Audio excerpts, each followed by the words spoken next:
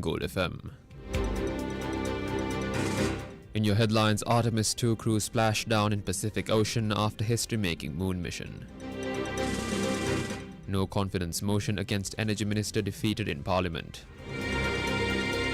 Presidential Commission to probe coal imports since 2009. GMOA to end strike today, union to announce next move. Former President Mahinda Rajapaksa's assets to be submitted to bribery commission. Iran delegation arrives in Pakistan for peace talks. The top story on Gold FM.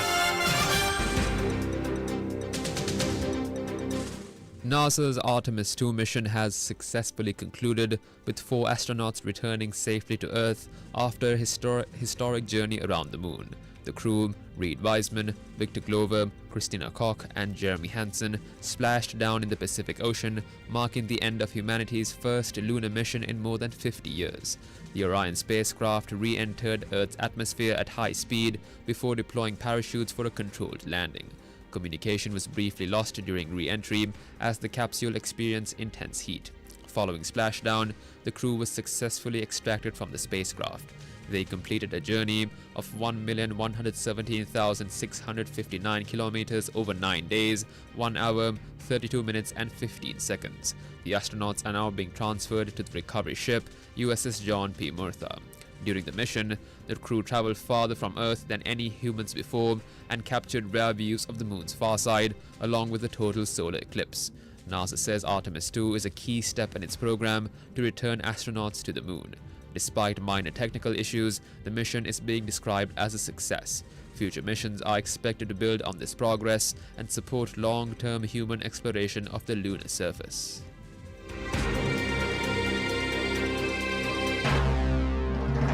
This is the local news on Gold FM.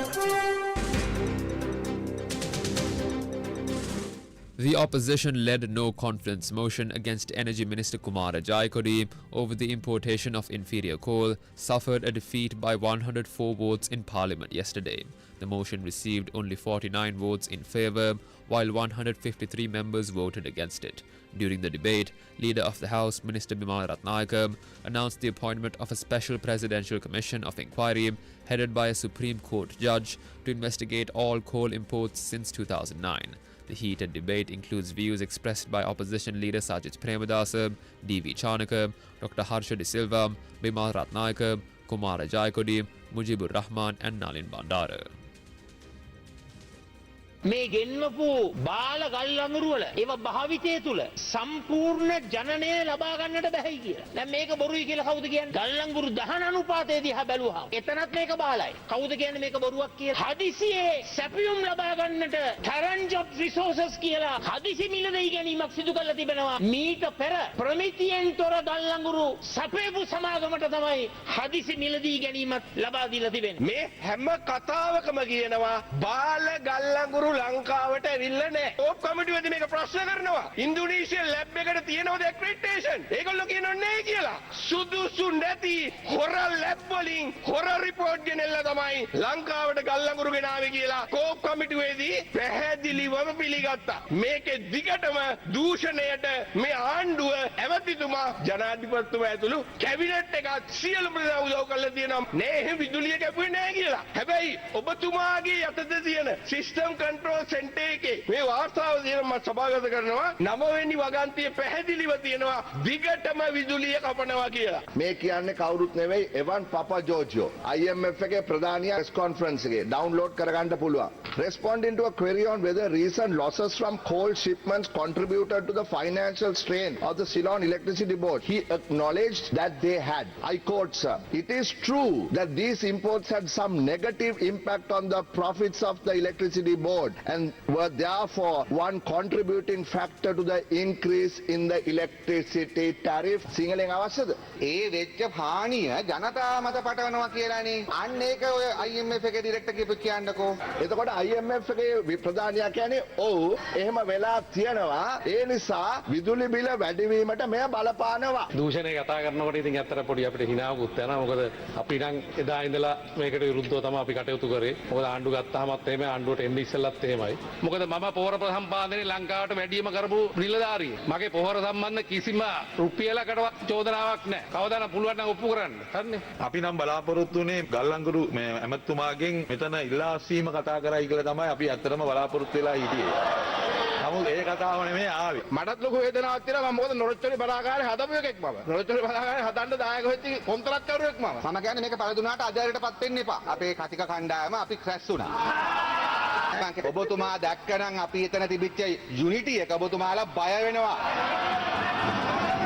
හරිද? ඕගොල්ලෝ දුවනවා. ඒ විශ්වාස භංගයෙන් පස්සේ අපි බලාපොරොත්තු වෙනවා ගරු ජනාධිපතිතුමා විසින් අපි පත් කරනවා ජනාධිපති විමර්ශන කොමිසම් සභාවක් අපි පත් කරනවා.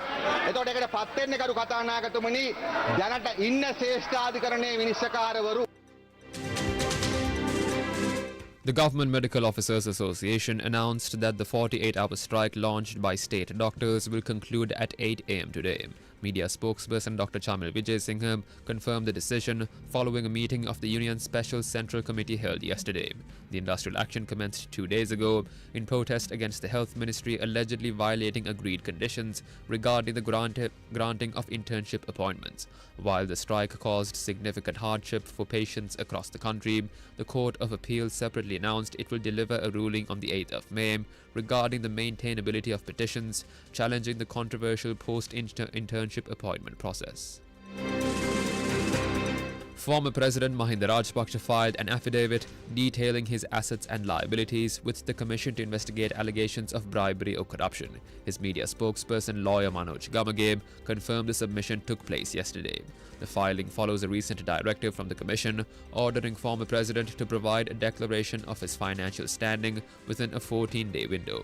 This deadline expired yesterday, with the former head of state meeting the requirement as part of an ongoing investigation into his personal assets. The Ministry of Defence stated that a special security program has been launched to ensure public safety during the upcoming festive season. The initiative has been implemented under instructions from Defence Secretary Air Vice Marshal Sampath Tuyakonta. Authorities say the program is being carried out jointly by the Tri-Forces, Sri Lanka Police and intelligence units. Security coverage will be in place across the country during Sinhala and Tamil New Year celebrations, including festivals, concerts and religious events. A joint operations room has also been set up at police headquarters in Colombo. It will function as a central coordination point for all security agencies. 5 students from a private university remain in police custody and face medical examinations following a fatal brawl during a party in Homagama. The group reportedly took part in a late-night gathering at a local hotel after University New Year festival. A 19-year-old resident of Vellava, Kurunagala, died from injuries sustained when an argument between two groups escalated into a physical assault. Police sent body parts to the government analyst for further investigation.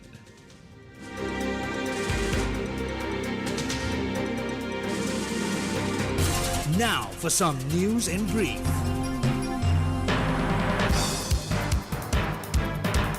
The Department of Meteorology forecasted showers or thunder showers will occur at several places in the western, Sabargamuwa, northwestern, southern and Uva provinces and in Anuradhapura, Manam, Kandy and Nuwara districts after 2 p.m. The business news on Gold FM. And now it's time for a stock market update brought to you by Roshan Fernando of Capital Trust Securities. The Colombo Stock Exchange ended in green as investor optimism grew over the US-Iran ceasefire. The all-share price index increased 284 points to close at 22,128. The S&P 20 index also increased 76 points to close at 6,152. The turnover was 5.02 billion rupees. Trading momentum was led by John Keys Holdings, Colombo Land, Commercial Bank of Ceylon. Sector-wise, activity traded was diversified financials, capital goods and banking. 180 stocks gained while 52 stocks declined. John Keys Holdings, Mesa Corp, Dialog, Axiata were the key contributors towards the all-share price index. Brent crude prices dropped to $95.20 per barrel today, marking a decline of 0.75%. West Texas Intermediate followed the downward trend, falling over 1% to settle at $96.57. Consumer prices in the United States climbed 3.3% over the 12 months to March, marking the sharpest acceleration in nearly 2 years. The Labor Department confirmed the figures picked up significantly from February's 2.4% rate, driven largely by an unprecedented spike in energy costs. Experts link the economic strain to the ongoing conflict in Iran and the closure of the Strait of Hormuz, which sent gas prices soaring by over 21% in a single month. This surge represents the largest monthly increase in fuel costs since records began in 1967, forcing citizens to drastically limit travel as the cost of living continues to mount. The Planters Association of Ceylon warns that the closure of the Strait of Hormuz sparked a 90% drop in shipping traffic, severely disrupting global fertilizer supply chains. National stocks for the Yaras season currently cover only 60% of requirements as world urea prices surge from $460 to $690 per metric ton.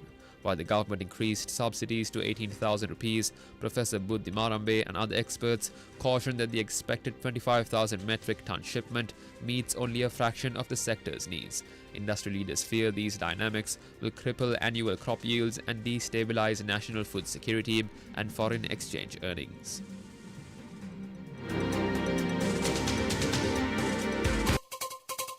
International news on Gold FM. The Iranian negotiating team reached Islamabad today for crucial discussions with American officials. This arrival follows a 2-week ceasefire announced by President Donald Trump earlier this week. Although airstrikes against Iran ceased, Tehran maintains a blockade of the Strait of Hormuz, creating a historic crisis for global energy supplies. Iranian officials demand the release of frozen assets and a ceasefire in Lebanon before formal talks commence. The delegation, led by Iran's Parliament Speaker Mohammad Bakr Khalibaf, expressed a lack of trust in Washington despite a willingness to negotiate. President Trump stated on social media that the talks represent Iran's only path forward, while Vice President J.D. Vance warned against any attempts to manipulate the process. Pakistani Prime Minister Shehbaz Sharif described this period as a make-or-break phase for regional stability. Simultaneously, conflict persists between Israel and Hezbollah. While Lebanese and Israeli ambassadors prepare for meetings in Washington, their objectives appear divided over the possibility of a ceasefire. Israeli strikes in southern Lebanon claimed more lives yesterday, including members of the state security forces. In Tehran, Supreme Leader Ayatollah Mojtaba Khamenei maintains a defiant stance, demanding compensation for wartime damage. Despite the current pause in direct aerial bombardment, Iran retains significant missile capabilities and its nuclear stockpile.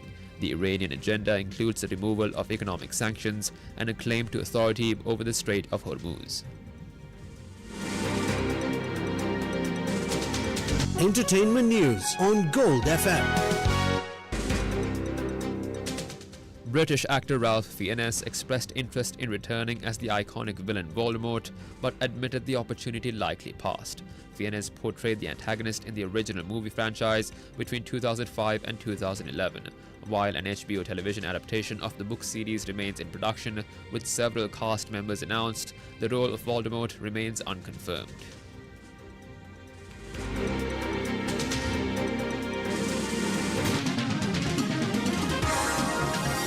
Sports news on Gold FM.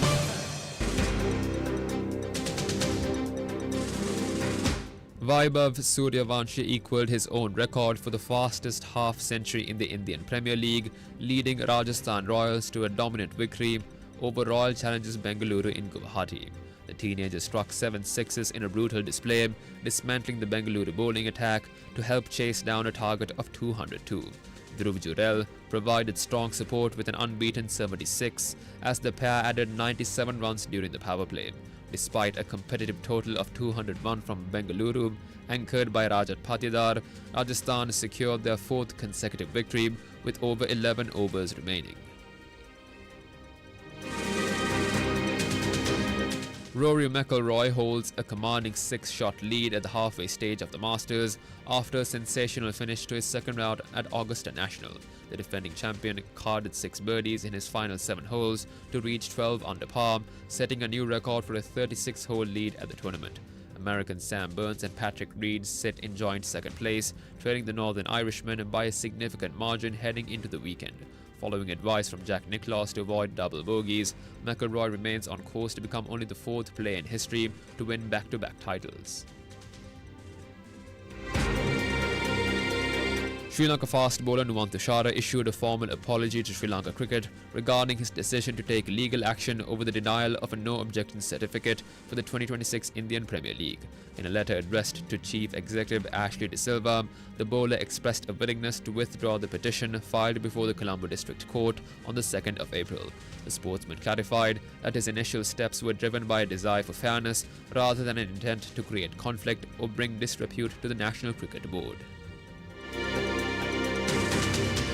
That's it for the news. I'm Atik Rumi. Have a great day.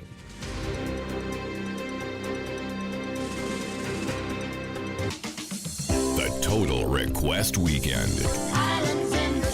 Call us on 23467